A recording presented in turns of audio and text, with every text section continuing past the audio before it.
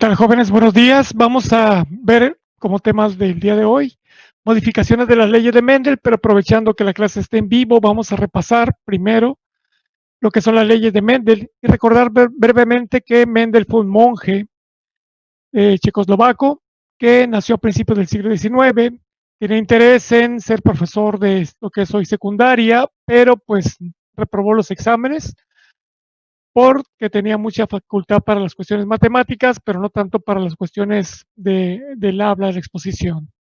Entonces, pues decidió ser monje y en sus ratos libres, pues se dedicaba al cultivo del chícharo y precisamente con el cultivo de más de 15,000 plantas, llegó a descubrir lo que hoy se llaman las leyes de Mendel, que son básicamente dos, que son pues casi universales. Eh, Son universales en el sentido de que son de aquellos organismos que son seres sexuados, que tienen sexo. Es decir, que hay dos sexos presentes. Y pues vamos a avanzar un poquito aquí. Lo que él hizo, recordando el trabajo de Mendel, es que utilizaba pues el chícharo y utilizaba esta técnica. Emasculaba. ¿Qué significa emascular? Pues cortaba precisamente las anteras donde está contenido el polen y ponía polen de otra planta en el estigma, que es la parte femenina de la planta. Entonces con eso, pues digamos, cruzaba la planta de una característica con la planta de otra característica. Y el producto de ese cruce, pues eran diferentes características. Él estudió en total 7 características, ¿no? En este ejemplo estamos viendo que obtenía flores moradas y obtenía vainas pues redondas, chícharo redondo, porque hay también chícharo que es rugoso. Entonces, esta parte es muy importante que la entienda usted, que básicamente todo su trabajo fue experimental. Y algo muy importante, que él anotaba todos sus resultados, de tal manera que le permitió posteriormente hacer un análisis matemático de estos resultados. Y aquí estamos viendo las características que él estudió. Por ejemplo, estudió el color del endospermo, es decir, contrastó el amarillo contra el verde, también la forma de la semilla, redonda contra rugosa, también el color de la semilla, gris contra blanco, también el color de la vaina, amarilla contra verde, la forma de la vaina, inflada contra arrugada, la posición de la flor, axial, es decir, por los lados de la planta, o terminal o apical. ¿Qué significa esto? Está presente en la parte de arriba de la planta. Y también estudió como séptima característica la longitud de las plantas, plantas chaparritas contra plantas altas. ¿Cuál es la importancia de estos estudios? Pues que básicamente son características contrastantes. Aquí en este escritorio tengo una manzana verde y una manzana roja. Esas son características contrastantes. En un momento dado, si un genetista quiere saber cuál es dominante, si el verde o el rojo de la manzana, pues tendría que cruzar unos manzanos para ver precisamente cuál de los dos domina. Esos es básicamente los experimentos que hizo Mendel durante muchísimos años con la ayuda de un jardinero. Aquí estamos viendo entonces lo que él hizo. Tiene un organismo homocigoto. ¿Qué significa homocigoto? Que es una línea pura. ¿Qué significa que es una línea pura? Que básicamente tanto mamá como papá son, digamos en este ejemplo, redondos. Mientras que cruzó con línea pura, pero en este caso para semilla rugosa. ¿Qué significa eso? Que tiene mamá y papá rugoso. Y obtuvo lo siguiente, obtuvo que toda la F1 era lisa. A la característica que se presentaba en la primera generación, él le llamó dominante. ¿Qué significa esto? Que domina la característica redonda sobre la característica arrugada. ¿Qué significa en genética P? P significa parental y F significa filial. Entonces tú tienes aquí los filiales o hijos de la primera generación, y si cruzas a estos hijos vas a tener la F2, y así consecutivamente puedes tener la F2, F3, F4, etcétera, etcétera, ¿no? Muy bien. En la época de Mendel no se sabía en dónde estaban localizados los caracteres genéticos. Hoy se sabe precisamente, gracias a los trabajos de Hunt Morgan, que están localizados en los cromosomas. Los cromosomas poseen alelos. Aquí estamos viendo un alelo dominante sobre un alelo recesivo, y en el ejemplo anterior sería, digamos, aquí el redondo, y este sería el rugoso. ¿Qué significa? Que este organismo porta la información tanto para tener una semilla rugosa como para tener una semilla redonda. En México se utiliza mucho el decir que cierto tipo de sangre es muy fuerte. Pues ese es un mito realmente. A lo que se refiere a las personas, básicamente porque no saben genética, es a que esa persona tiene ciertos caracteres dominantes, que dominan sobre ciertas características que son recesivas. A eso le llama la gente como sangre fuerte. Es un mito entre las personas, pero tiene un cierto componente de verdad. Por ejemplo, la piel morena tiende a dominar sobre la piel blanca. Los ojos oscuros tienden a dominar sobre los ojos claros, pero no porque haya un componente de fuerza, sino porque precisamente se están expresando el gen que hace que se genere más pigmento y la persona del niño sea moreno, o se generen los ojos de color oscuro y por lo tanto el niño tenga ojos de color oscuro. Muy bien, entonces aquí tenemos otra característica importante que este organismo no utilizó Mendel en sus experimentos, pero para ejemplificarlo aquí vamos a denotar. Cuando un organismo tiene los dos alelos de un gen semejante, se dice que es homocigoto. Entonces, este es homocigoto dominante, es una berenjena como la que usted conoce, que seguramente ha comprado alguna vez o ha consumido, de color morada. Pero también hay berenjenas mutantes que son blancas y aquí tenemos precisamente homocigoto recesivo para el color de la berenjena. ¿Qué pasa si cruzamos dos berenjenas producto del cruce de la berenjena blanca con con la morada? Pues vemos aquí que son portadores ambos del gen para producir una berenjena blanca, aunque está dominando el gen precisamente para el morado. Entonces producen dos tipos de gametos, uno dominante y otro recesivo, uno dominante y otro recesivo. Y cuando se utiliza el cuadro de Punnett, que tanto hemos hablado en clase, que hemos hablado alguna vez en clase, ahí en clase que les he enviado, se utiliza precisamente para acomodar los gametos y para determinar la probabilidad de que ciertos genotipos y fenotipos se presenten. Aquí estamos viendo precisamente el cuadro de Punnett, observe usted. Aquí se coloca el alelo dominante, el alelo recesivo, y vemos que este organismo es homocigoto dominante. Y este otro organismo es heterocigoto, pero observe usted que tiene una dominancia incompleta. ¿Qué significa eso? Que no es tan morado como el homocigoto dominante. Es decir, que tiene una característica intermedia entre el homocigoto dominante y el homocigoto recesivo. Precisamente el cuadro de Punnett sirve para contabilizar las proporciones obtenidas de los fenotipos producidos durante ciertas cruzas. Obviamente este cuadro es impráctico para más de 3 genes. Por ejemplo, para un gen se generan 4 cuadritos, para 2 genes se generan 16 cuadritos, para 3 genes se generan 64 y pues más de 64 yo no lo he visto porque se generaría un cuadro de 256 cuadrículas, lo cual es prácticamente pues poco práctico utilizarlo, ¿no? Ahora, algo muy importante que tiene que reconocer usted es el papel del azar. Aquí no es mala suerte, simple y sencillamente se trata del azar. Para que entendamos el azar, pues básicamente debemos entender como probabilidad. ¿Cuál es la probabilidad de caer de un poste de usted que nunca se subió a un poste? Pues casi de cero, ¿no? En cambio, un electricista, digamos alguien que trabaja en la comisión, pues es más alta que la de usted porque ellos sí periódicamente se suben a los postes. Entonces, todo va a depender de la probabilidad de un evento para que usted calcule precisamente cuál es la probabilidad de ese evento. ¿Ok? Hay dos reglas, la regla de la multiplicación y la regla de la adición para que usted calcule la probabilidad de un evento. Aquí tenemos un ejemplo de lo anterior. Tenemos un niño albino entre personas de origen africano. Para muchas culturas, este tipo de niños eran castigos, otros eran mensajes de los dioses, otros eran hijos de la luna.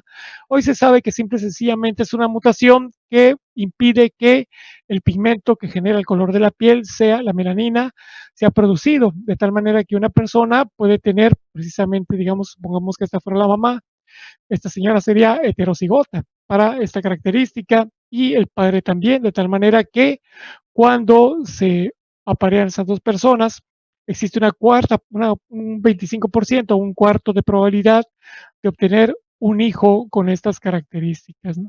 Si este niño se aparea con una mujer normal, pues todos sus hijos van a ser heterocigotos, es decir, portadores del gen de los albinos.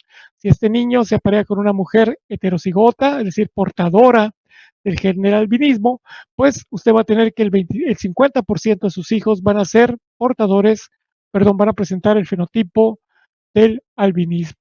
Entonces aquí no se trata de sangres fuertes, de mala suerte, ni nada, simple y sencillamente es una probabilidad matemática.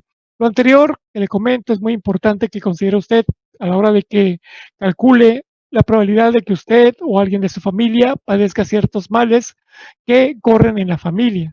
Es muy importante que si hay algún mal genético en su familia, pues se puede acudir a un médico especialista en estos temas para que calcule la probabilidad de que usted porte o llegue a padecer ese tipo de enfermedades. Aquí tenemos precisamente que en la naturaleza están presentes estos genes, genes mutantes que confieren características especiales, como en este caso un caballo pinto, que obviamente es homocigoto, y aquí tenemos otro, acá atrás tenemos otro organismo también, igual, homocigoto para esta característica. Muy bien, entonces llegamos a la ley de la independencia. La anterior que vimos fue la ley de la segregación.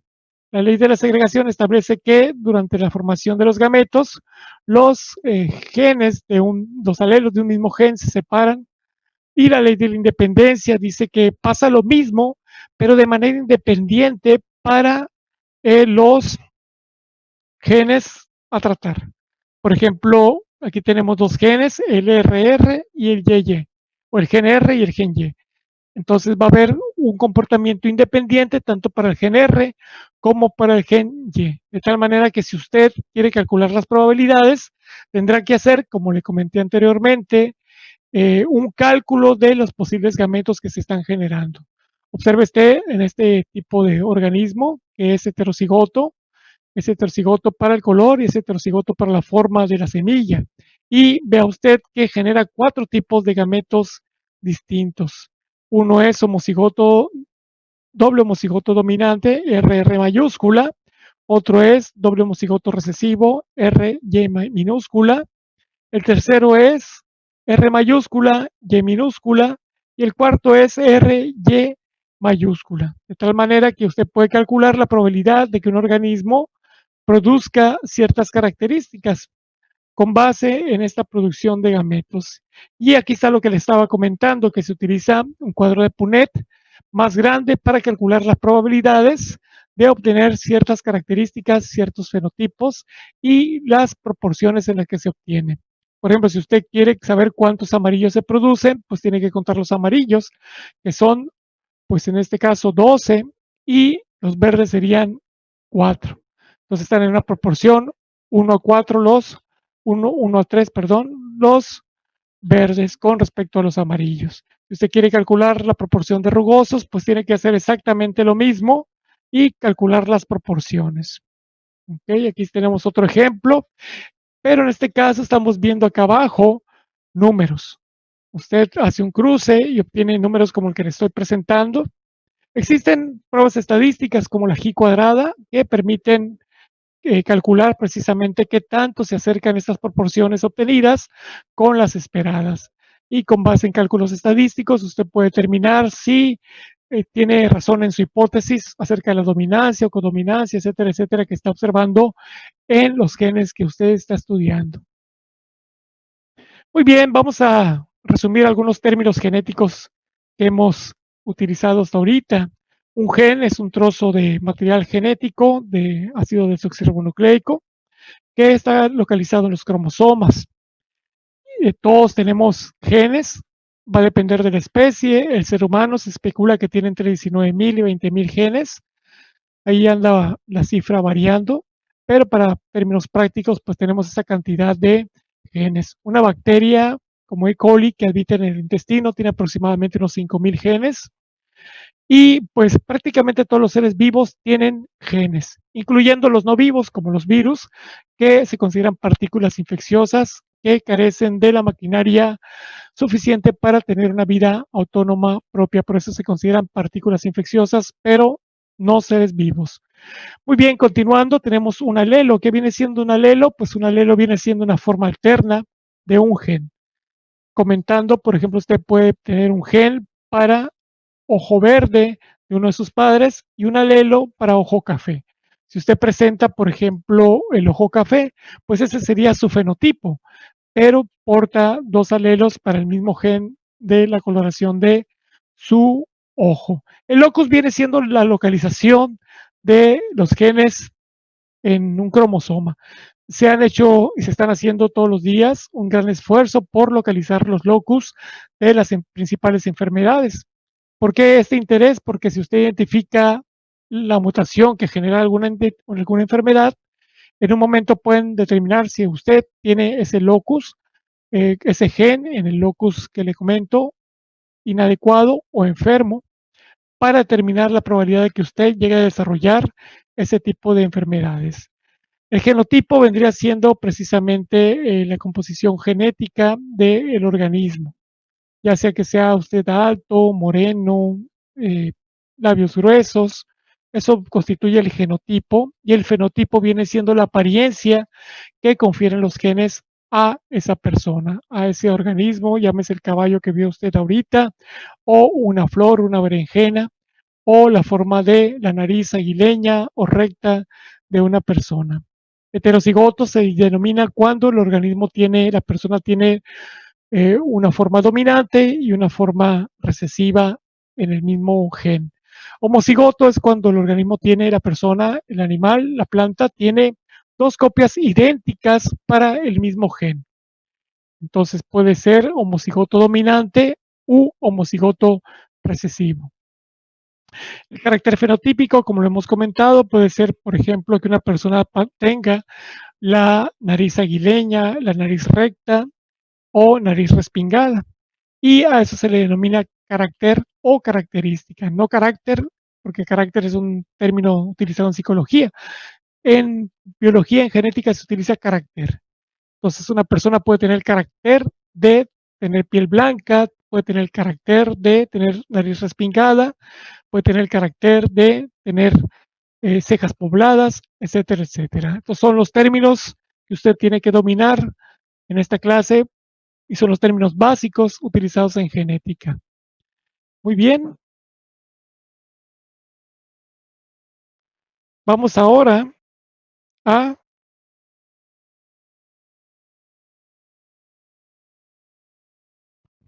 puede cortar aquí, un momentito, puede cortar el sonido.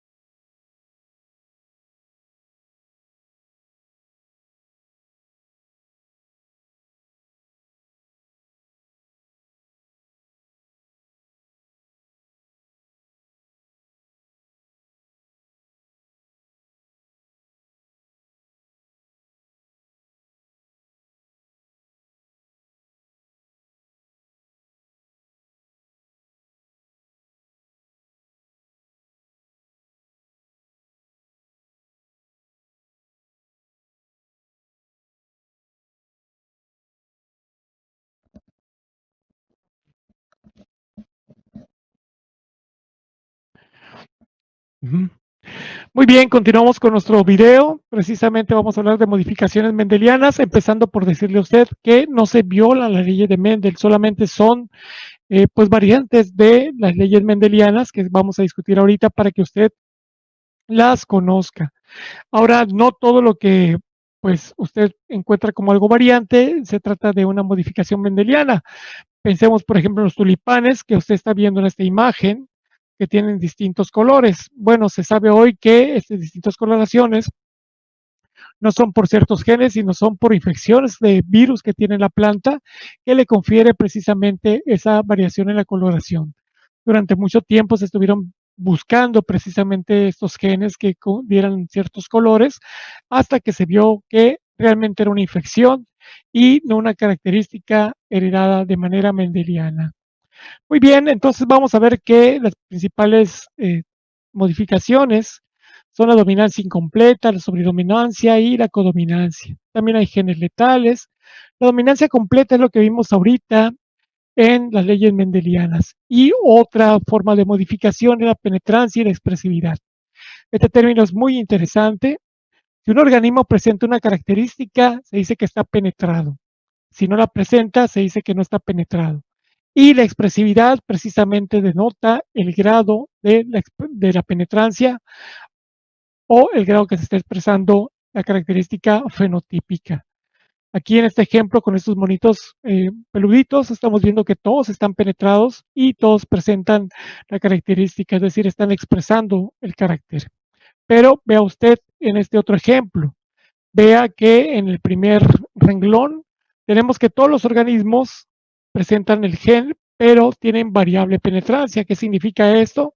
Que aquí sí se está expresando, acá no se expresa, aquí sí se expresa, acá no se expresa, etcétera, etcétera. Un ejemplo anterior es, por ejemplo, la diabetes, que se considera de herencia multifactorial. ¿Qué significa esto? Que no solamente están involucrados genes, sino también factores ambientales que en un momento dado pueden desencadenar que la persona llegue a desarrollar este tipo de padecimientos. Por eso es que va a observar usted en familias donde, digamos, padre y madre tienen esta enfermedad, quizás algún hermano también lo presente, pero algún otro hermano no lo presenta a pesar de algunos hábitos poco recomendables con respecto a su forma de alimentación. ¿Por qué? Porque no está penetrado esa, no se está expresando la característica en esta persona, ¿no? Y precisamente acá tenemos lo que le estoy comentando. Una expresividad variable se trata cuando todos los organismos están penetrados, como lo está usted viendo, pero hay distinto nivel de expresión. Aquí tenemos una expresión del 100%, aquí podríamos decir del 50% y aquí podríamos decir de un 25%. De tal manera que a la hora que usted observa los organismos en la naturaleza, pues va a observar precisamente algo como esto. Organismos que están penetrados, como estos dos, pero que tienen una expresividad variable. Y otros organismos que no presentan la penetrancia. Entonces, a la hora de que el científico ve esto, pues tiene que ponerse a tomar pues nota para tratar de dilucidar cómo está la expresión de la característica que está estudiando, para ver si es multifactorial, para ver si es herencia mendeliana, etcétera. Un ejemplo concreto es el de los perros Beagle, que probablemente usted conozca. Estos perros son muy famosos porque son utilizados para cacería.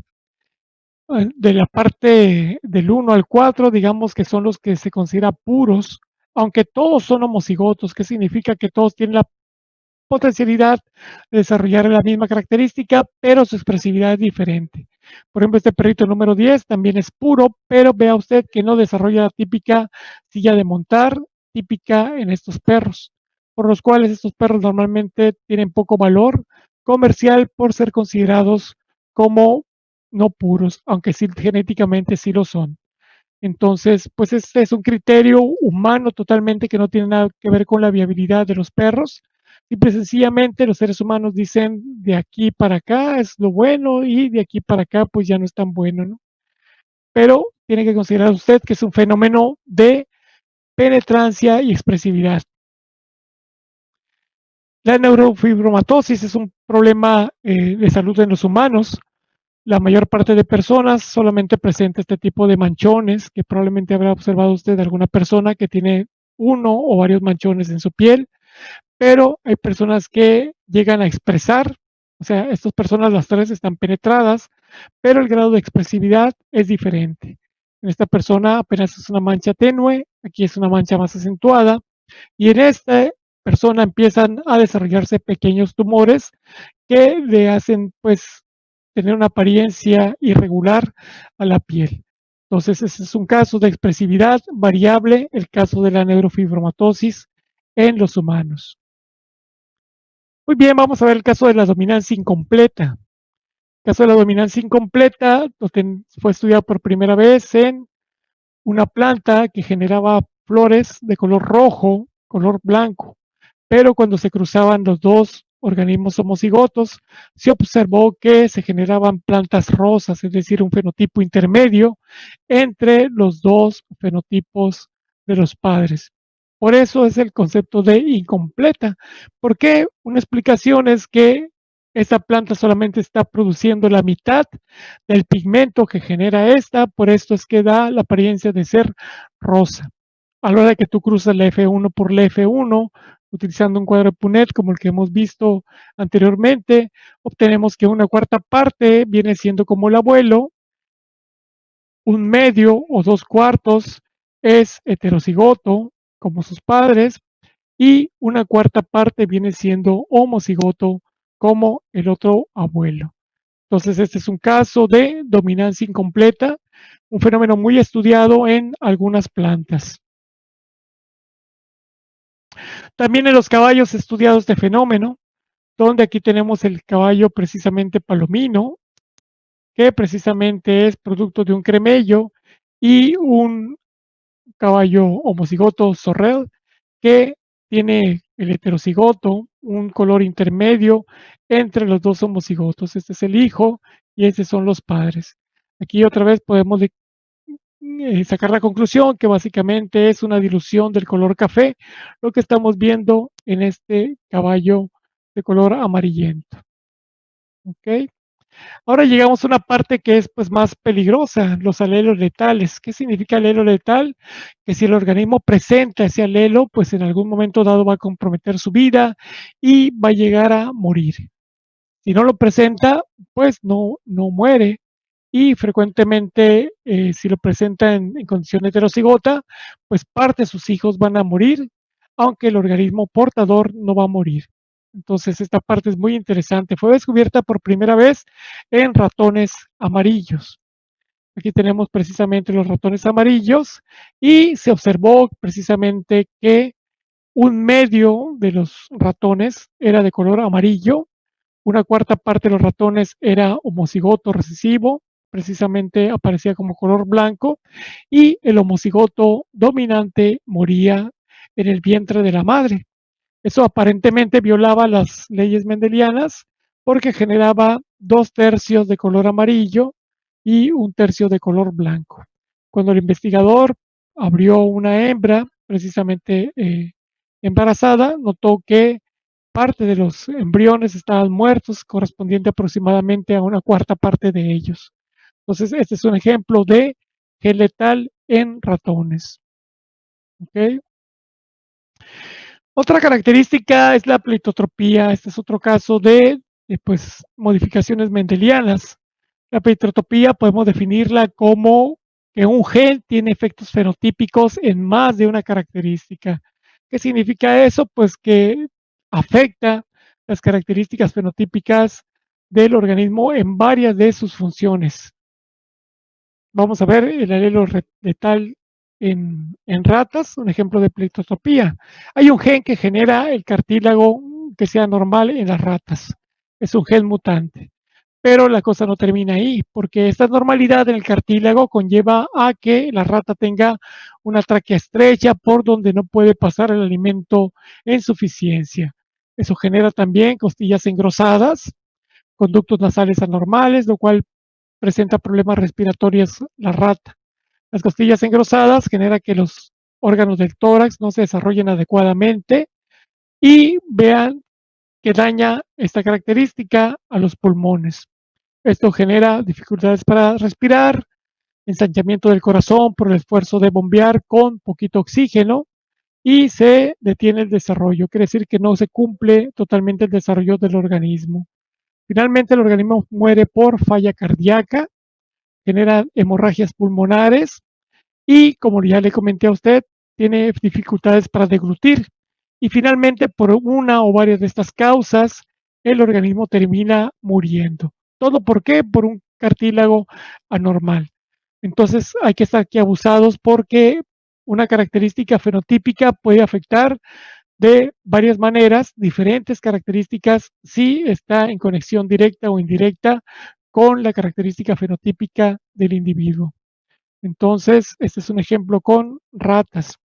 En los humanos también se presenta este fenómeno en una enfermedad llamada anemia falciforme.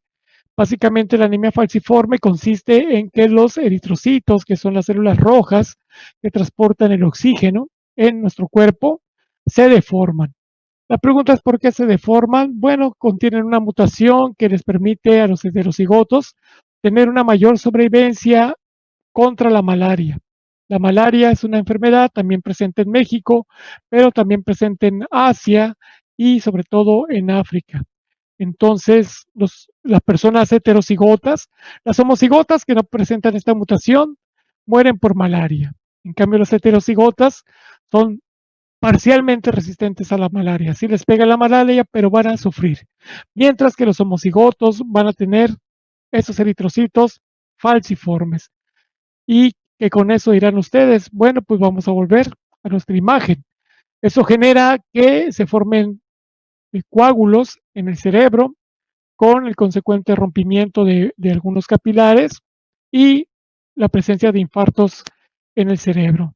El sistema circulatorio también padece porque se generan precisamente pues paquetes de estos eritrocitos falciformes. El hígado también, digamos que se taponea, si me permite usted la palabra. También la vesícula biliar se taponea precisamente porque no fluye adecuadamente la sangre por ella. Y en el caso de la médula ósea, también tiene problemas para salir los nuevos eritrocitos recién formados. Recuerde usted que la sangre nueva se genera precisamente en la médula ósea y a la persona le resulta muy, muy difícil caminar porque precisamente estos eritrocitos pues se sienten como trozos de vidrio que dificultan el caminado.